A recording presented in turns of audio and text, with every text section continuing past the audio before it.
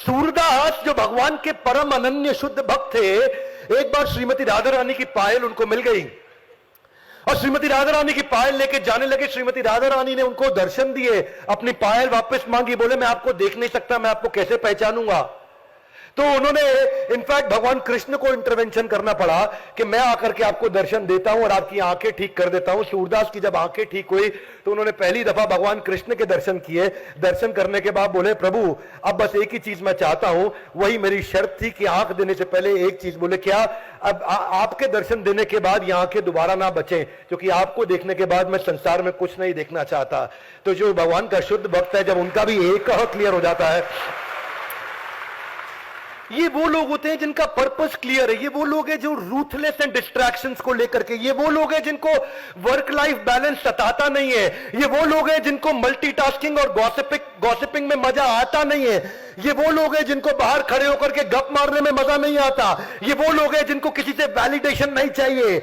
और जो इनके अलावा लोग हैं उनको थोड़ा सा सफलता मिलता है तो उनका अभिमान बढ़ने लग जाता है। कुबेर एक दफा काफी अभिमान में आ गए थे।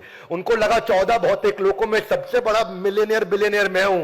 ये किधर तुम अडानी की और इलॉन मस्क की बातें करते हो, मेरा नाम कुबेर है, हल्के में ले रहे हो मुझको। कुबेर काफी एक्साइटेड थे। और कुबेर एक्साइटमेंट में सोचे कई लोगों को मेरे बारे में पता नहीं लग रहा, ऐसा करता हूं एक डिनर का अरेंजमेंट करता हूं, एक सेलिब्रेशन का अरेंजमेंट करता हूं। कुबेर चल पड़े। उन्होंने सारे देवी देवताओं को बुलाया, लेकिन बुलाने से पहले उनके आराध्य देव भगवान शिव उनके घर गए जाकर के कैलाश में। बोले प्रभु आपकी कृपा से सब कुछ है, बस आपके दर्शन चाहता हूं और चाहता हूं कि ये जो मैंने डिनर अरेंजमेंट किया, एक सेलिब्रेशन पार्टी करी है जिसमें मैं सारे देवी देवताओं को बुला रहा हूं, आप भी जरूर आइए। भगवान शिव बोले मैं वैरागी, मैं किधर जाऊंगा। अंदर से समझ गए थे किस चक्कर में आया है। ये दिखाना चाहता है मेरा धन ऐश्वर्य है, ये दिखाना चाहता है। इसके आगे भी श्लोक भी आएगा अगला, भोग ऐश्वर्य प्रसक्ता नाम। अरे वो कह रहे भगवान को आइडिया लग गया, गड़बड़ आदमी दिखावे के लिए बुला रहा है मेरे को।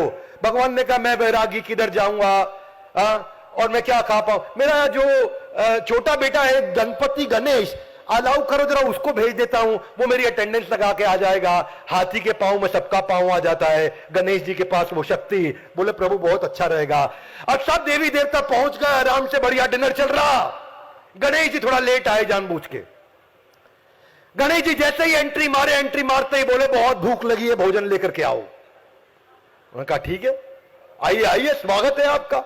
56 भोग लगा दिया गणेश जी के सामने। भगवान को भोग लगा करके पूरा, थोड़ा भगवान के भक्त भी थे कुबेर, वो फीलिंग वो था उनके अंदर, वो सिंसियरिटी।